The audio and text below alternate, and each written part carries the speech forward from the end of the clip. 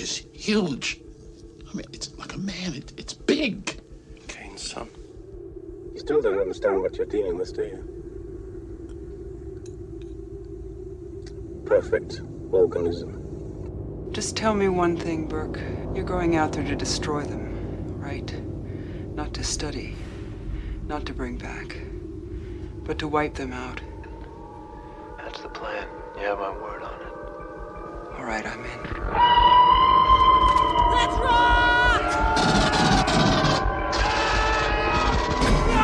Don't look back, dude! Run as fast as you can! Look on my works, ye mighty, and despair.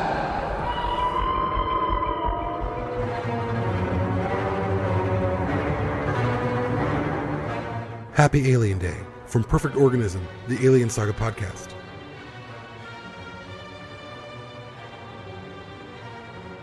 Welcome to Perfect Organism, the Alien Saga Podcast. I am your host, Jamie Prater, and today I'm joined by a special guest, Dan Dewhirst. Welcome to the show. Thank you very much for having me. Absolutely. And a belated happy birthday. Well, thank you so much. And happy Alien Day, everyone. So I'm recording this a few days after my birthday, but you're not hearing this until 3 weeks later. But thanks for coming on the show, Dan. Before we get into your love of Alien and everything, I just want to kind of set the stage for our listeners. I'm interviewing Dan today because Dan worked on Prometheus. He was in a scene that was eventually cut from Prometheus, and he's going to talk about that. But before we get into that, I want to find out, and Dan is an actor in the industry. You are stationed in London, but you go all over the world, correct? Yeah, we met in LA, didn't we? Yes, we did. Almost 2 years ago. Oh gosh, that a little over a year ago, because it was November of 2022. Yeah, that was a great time. It was the Dark Crystal 40th year anniversary. I think we met at. Yeah. So I'm all things Dark Crystal geek. Not so much as much as I was before, but just through some friends during events, I ended up in a Dark Crystal convention in Burbank in November of 2022. And of course, I had known Dan had worked on The Age of Resistance. And so he and I kind of hang out. And then he drops a bombshell on me, 2 months ago. He's like, oh yeah, I was in Prometheus. I'm like, what? And so here we are on Alien Day talking about it. It's a wonderfully small world. It is. So as we get into this, let's just talk about Alien and the Alien movies for a little bit. How did you get into that? What was your first one? What was that like for you? Are you a fan? What was the first one? I mean, I'm a massive fan. I don't know which was the first one I saw. I'm going to say maybe Aliens. I've got two older brothers. When you got older brothers, you watch films that are way beyond your age certificate. Right. And the age certificate thing is a bit different here in the UK as it is to the States. So I think we have a much lower threshold for violence, I think. And I think you guys have a much lower threshold for things of a sexual nature. So because Alien, it wasn't particularly sexual, but it was quite violent. I think it was maybe 15 over here. I mean, the thing is that these things have also, we've become massively kind of desensorized as well. So like, and people they're pushing those age certifications, like what the directors can get away with now within that. So what was an 18 when I was a kid, would probably be a 15 or a 12 now, which is that's how we certify it in the UK. I know you guys have PG-13 and different things. So I had two older brothers, and they had got a VHS of, all those amazing sci-fi films when we were growing up, and what a time. Alien, Predator, RoboCop, Terminator, it was a golden age. And I just loved it. It had such an effect on me. I used to play Alien in school, in primary school. That's like junior school. And I don't even know how we would do it. And I don't even know if it was just me and my sad friends or if it was a thing. But I just remember every, lunch break, we were, some of us would be aliens, some of us would be Marines, and we would sort of role play these ridiculous games every lunch without fail. And if it wasn't that, it was, it's Predator or Terminator or Species or something. But Alien was always my favorite. The original. So the original Alien is my favorite. Okay. Yes. Although I love Aliens. Aliens is a very interesting one because as an actor, a lot of people don't like sequels in general, and most sequels don't really add anything. They're not better than the original. In fact, they can really kind of dirty a great film's name. And then Aliens and I think Terminator 2 are often used as, maybe even The Godfather as well, as examples of where, one of the few examples where a sequel is so good, it justifies this kind of, let's get on the bandwagon culture. That's not the word. Bandwagon. Let's start making more. So so I loved Aliens. I even loved Alien 3, which I know can be a controversial one, but I thought that what they pulled off was amazing. And the theme of, you just got the one alien, but if you've got no weapons, what can you do? I thought it was a very, very strong concept. Love Prometheus, despite the fact I was cut from it. I find it hard to believe, I still left the cinema with a big smile from cheek to cheek. I really enjoyed it. And then, what, some of the, and I liked Resurrection too, in parts, but the latter ones, which this is not going to go down well, because I know you're a huge fan, Jamie, but they weren't so much my cup of tea. Maybe because actually I expected so much from them. Maybe I put them on such a... Which one? Well, I think any of the ones beyond Prometheus, for me, haven't hit the same heights. I found them quite hard to get into. Yeah. Covenant, I was a bit annoyed about. I found the sort of scientists hard to believe, when they're sort of smelling all the spores and he's supposed to be like some sort of botanist, isn't he, in it, and explode. And I just thought anyone who has any understanding of anything in nature would not stick their face in that. There's nothing scientific about just sticking your face in this very suspicious looking.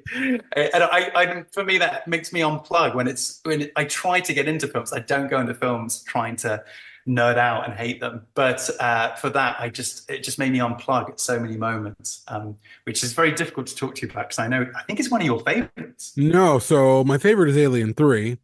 Cool. My next favorite is Alien, and then of course I love Aliens. It's great, but I think the first Alien and Alien 3 really have a lot in common. I'm not a fan of Prometheus. I think that there's amazing things in it. There's amazing ideas in it. I think it's just weighted down by some really bad dialogue and bad characters. But I think that there's there's a masterpiece of a film in Prometheus. That's a lovely way of putting it. What I love about it. I could watch it, but Covenant, I like the first 45 minutes, even though it's very derivative of Alien. The first 45 minutes, it feels like an Alien film, and then by the time when David gets reintroduced, I just feel like it just kind of falls off a cliff. And you could tell Ridley Scott wasn't as interested in making Covenant as he was in Prometheus. But he's quite also, in all fairness to Wrigley, I mean, he's quite old these days. You got to bear that in mind. Think of your grandparents. Sure. Yes. And he's a lot older than them for most of us. Well, not mine. Mine's 94. He's like, it's Ridley like 86. But still, to your point, yes, he has aged, and but he's still out there making movies. He's working on Gladiator. My favorite 2. director. Yeah. He's done really great things. He's done marvelous things. And I tell you a story.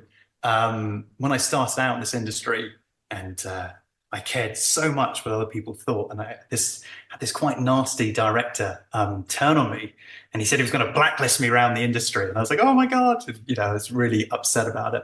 Nowadays, I wouldn't be so bothered. But when I was starting out, my job was the most important thing in the world. Now I just try to be a reasonable human being and realize the job's just a job.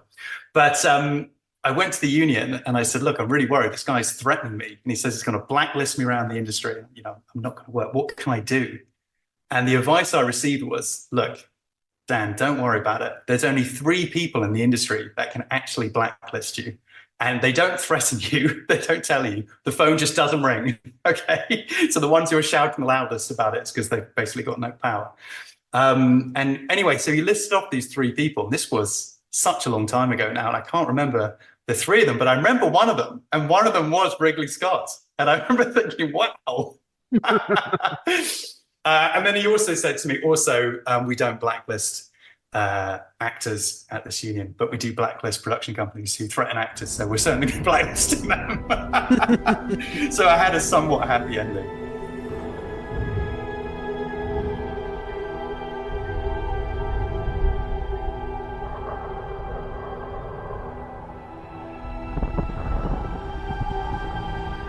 No radio, no feed source. Nobody's home. There is nothing in the desert and no man needs nothing. What was that? Just something from a film I like. Speaking of your beginnings, I mean, I don't know how long you've been in the industry, but can you talk about how Prometheus happened for you?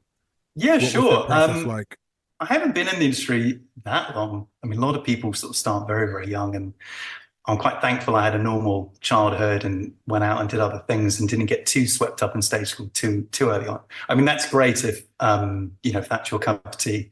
But I think we see very few child actors come through the industry unscathed. They all normally have some sort of psychological problems. I mean, even the people I know who've had a good experience of it, they sort of talk about having to miss out on a lot of stuff from their childhood because of fear of getting injuries and not being able to work. And, I just think you've got your whole life to be an actor. So just let kids be kids, right? So I got into this industry after university, kind of in my 20s. And I started off doing a lot of movement stuff. So, which is how we're going to get into Prometheus. So I used to do a lot of martial arts. And I was with an agency then called W Athletic. They're not around anymore. They're called W now. Actually, I'm not even with them anymore. They dropped me from their books. But back then I was with them. And I was doing a martial arts show with another actor called Chris Howard, who a lot of people might know him as Ken Masters from Street Fighter. He did a very cool Street Fighter short that did famously well. I think he got it commissioned to something quite big, and it was included in the computer games thing later on. So Chris and I were doing this martial arts show. There was a sort of group of us, and we used to do quite a lot of these kind of martial arts style bookings around the industry. It was a really fun time actually. Anyway, they wanted two guys to do kind of kendo, kind of Bushido type stuff. And the idea was that it was, I think the code name for it was anthropology. And it was supposed to be the study of humans throughout time. So the idea is the aliens are kind of looking at us and looking at all our rituals and the ways we fight and celebrate and love and dance and all sorts of things. And during the sequence, they wanted this kind of Bushido fight scene, and Chris and I got it. I don't know whether we auditioned for it, whether we got it directly or what, but it got, we shot for several days, and then it got cut down to moments, and then those moments were just like a lot of Prometheus were completely cut, and that was our little dalliance with Prometheus. I'll tell you something else as well. We were supposed to be able to keep the armor. I remember that we got slightly shafted on the deal because something happened. I don't know if we went into mad overtime but there was some sort of negotiation where they said, okay, look, you can keep the costuming, which was worth a lot of money because it was the real deal. It was this real kind of sort of contemporary samurai armor. You can see it in the clip. We never got it. So we took this hit on the fee because we're going to be able to keep all this incredible stuff, which we're going to love forever. What an artifact, this thing from the film. And also it was this beautiful armor, and we were really into martial arts. And yet we didn't get any of it. That's just the way. We should have taken the money. Crazy. So where did you end up filming this? Where? We shot it in London. So a lot of the time with these big films, if they have a huge production like this one was, they will outsource it to other production companies. And we were in a little sort of splintered off group, and we shot our scene with all the other scenes within that sort of section of the film. For people who don't know what that process is like in terms of being on a large set like that, being a part of a large production, what is the prep time like? Do they call you in for fittings and for measurements? Like, what's that like to be in process to be in a film of that size? Yeah, there's a lot of prep. So you are called in for fittings and lighting tests and all sorts of things. And it's usually a real pressure cooker situation. A lot of screaming people, a lot of angry people. I imagine it's a sort of domino effect. I think what happens is people come into the industry and on the production side, people shout at them. And then when they come up, they sort of feel like, well, I've been shouted at for so many years. I'm going to do some of the shout. I've earned it, And I really hope that if anyone in production is watching this, that they will break that cycle and not come into it so stressed, because I don't think it really helps anyone. But most film sets are very, very stressy. And as a young actor, that can be very intimidating and nervy. But I would say now, someone once said this to me, and it's kind of become my go-to expression for working in the industry, which is it's all PR, it's not ER. We're just shooting stuff, we're making entertainment, or we're selling a product of some sort. No one's going to die. We're not doctors. This is a very low-stakes situation. The worst case scenario is the scene sucks and life will go on. Now, we don't want the scene to suck. It's good to be passionate. But, I've seen some horrendous things in the industry. People reducing people to tears, shouting and screaming at them so much. Because they haven't been ready a second before they were supposed to, whatever it is. It was always over the minutiae. So that's what it's like. But for me on this particular job, I was on cloud nine. Just to be a part, even the smallest part of this amazing franchise. I'll show you how into it I am. Look at this. I don't know if you're going to show any video on this podcast, but this is TV. Awesome. So I've had TV Rex forever, and he used to sit by my TV. He's missing an arm now. He is, or she is missing an arm. Yes, it's the queen. I've been a huge fan for years. So it was just a privilege to be a part of it, and it is great fun. What you were filming was for like a video that someone's watching, right? So you're not on the set of the Prometheus. You are what kind of set are you on? It's so hard to say, because further to your comments about Prometheus, you thought there was a brilliant film within it. It had changed so much, and we sometimes get early access to a script that's in development then. But bear in mind, these things, we're filming these years before they're released, and so much changes and so much is cut. So my understanding of where we were and what we were doing then is probably worlds apart from what it ended up being. But I felt very much like I knew what was going on. You are talking to me about a production that I shot, 20 years ago or something? A long time ago. So wait, Prometheus came out 12 years ago. 12, well, I'm obviously going senile as well, thinking it was 20 years ago. So it was a long time ago. So forgive me if I can't remember the exact feelings on the day. Now, did they let you know that your scene was going to be cut before the film came out, or how does that work? No, I told my brother, who's a big Alien fan, and I said, "Come to this film. I'm in this film." My family I don't think are terribly pleased about my acting work in general, anyway. So it's not like they're huge fans of my work. But I said, "Come to this because it's Prometheus, and I'm going to be in it." And I made this big thing, and then we watched the film, and of course I wasn't in it. It was quite embarrassing, but actually I didn't care because it's one of my favorite aliens. I really liked it. So I wasn't too bothered. I think other people were more bothered. Maybe my brother was more bothered. I dragged him to this film that he didn't. Well, now you have a new movie coming out this year that you can drag him to. Oh yeah, well, hopefully. Here's hoping. I need to know why. What did we do wrong? Why do you hate us? If he opens her mouth against Shooter, David, continue. Tell him why I came. Manamai, Yana Murtusteda, Uiva, on Itam, Sostater Kreda. I mean, you have a foot in alien history and alien legacy. Not only were you a part of an alien film, but you're a part of the first sci-fi film that Ridley Scott directed since Blade Runner. So that's a big deal. I mean, he came back to that genre, like 30 years later? It had been like over 30 years since he had directed a sci-fi.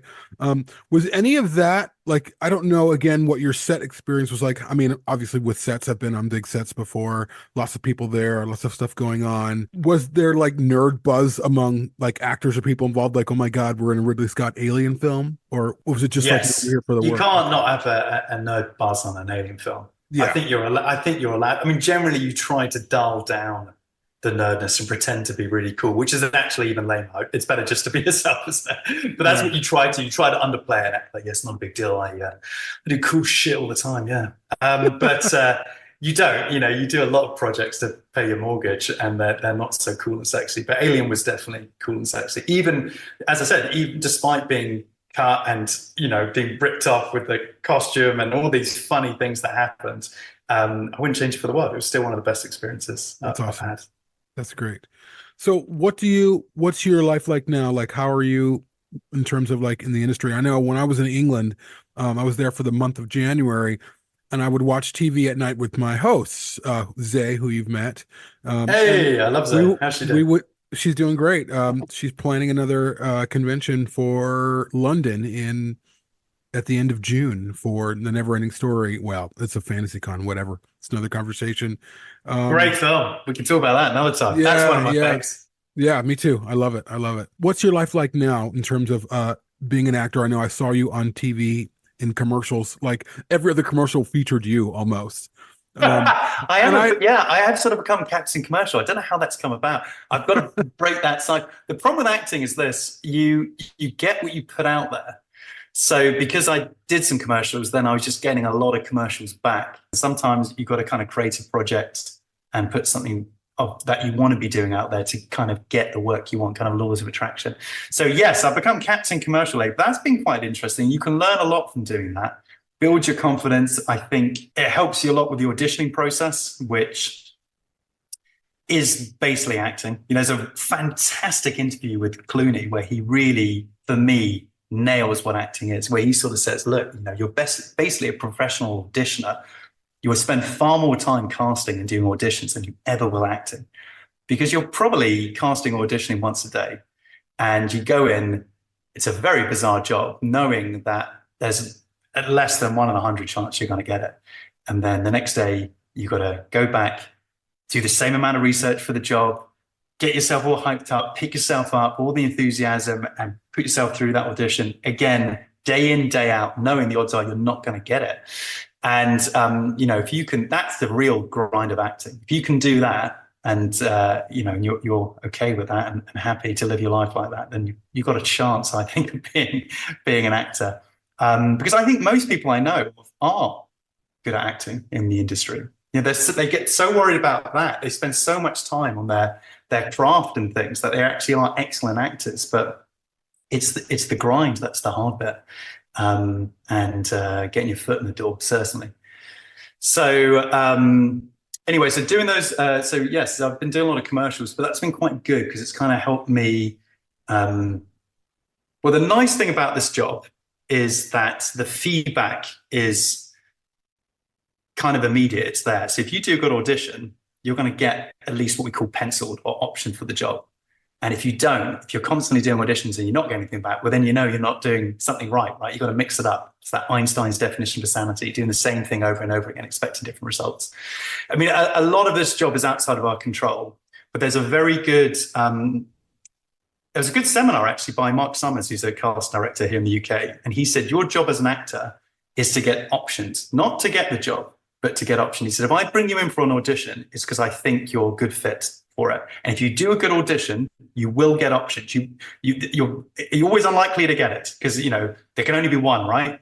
And then that's very nuanced. That depends on all sorts of things, how you fit in with the rest of the cast, availability, demographics. I mean, it's politics, economics. It's a very, very complex affair. And it's beyond you. You shouldn't worry about that. But you should go into an audition, I believe, and get optioned if you're good at what you do. And doing those commercials every day, I think, really helps you hone that craft at that and sort of perfect that, which is now, but used to be in the room.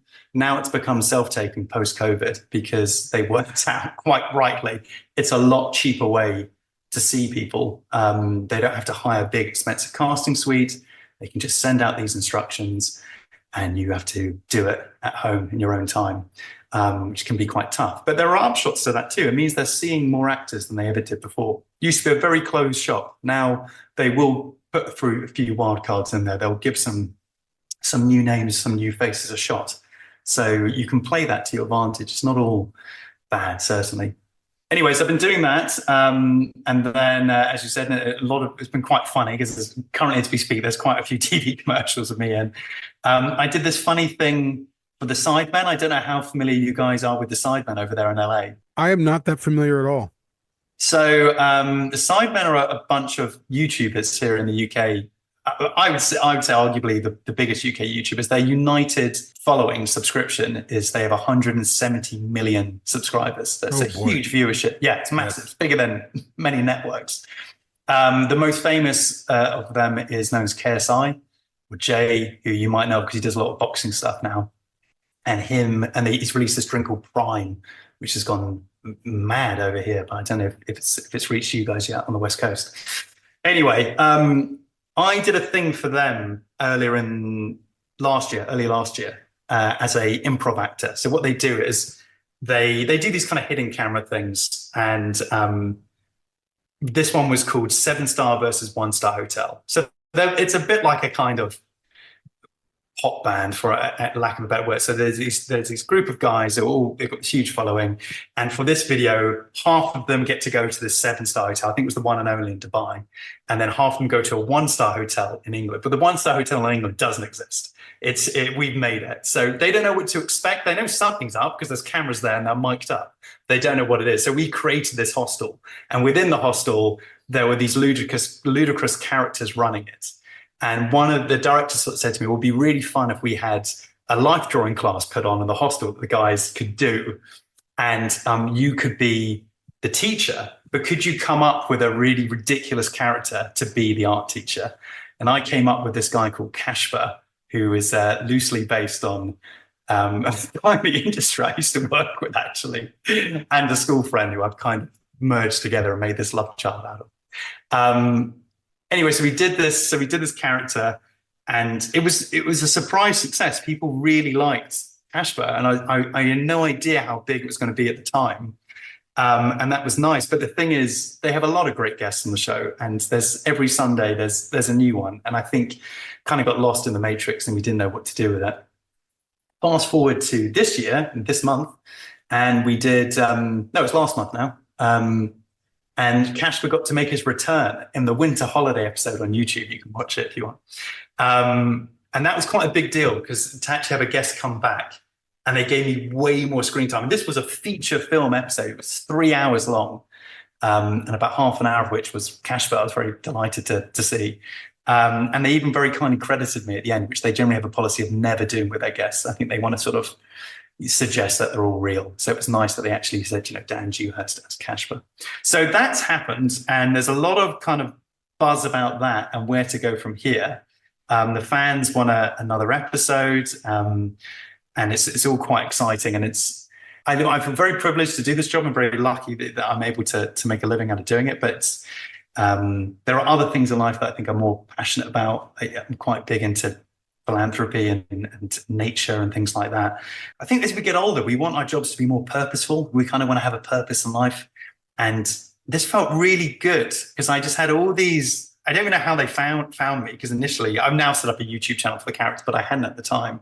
But I had all these people DMing me, telling me like how much joy this, and it is the most ridiculous character, this character I'd made had brought them, and to just do something that made that many people smile just felt really nice and kind of worthwhile. It's quite hard times at the moment with everything that's going on in the world, and quite heavy and dark. And it was nice to bring people a bit of levity, even if it was in the most stupid of ways. So that was nice. I'm quite excited about that. If people want to check out Kashper, they can. It's just YouTube at Kashper's his channel, and it's spelled CASHPUR, Kashper. Or you can find it through my Instagram as well, which is just at Dan Dewhirst.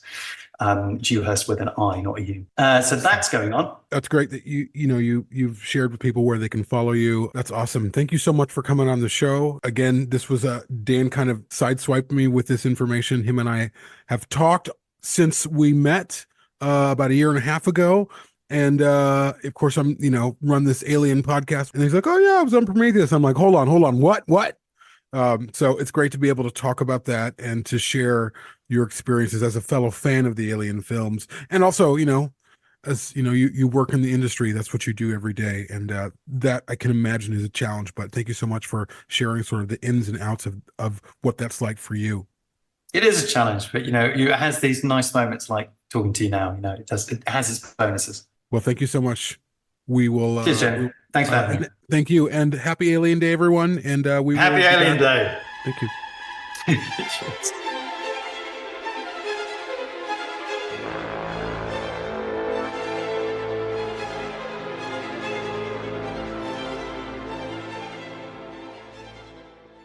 To find out more information about Perfect Organism, the Alien Saga podcast, please go to www.perfectorganism.com.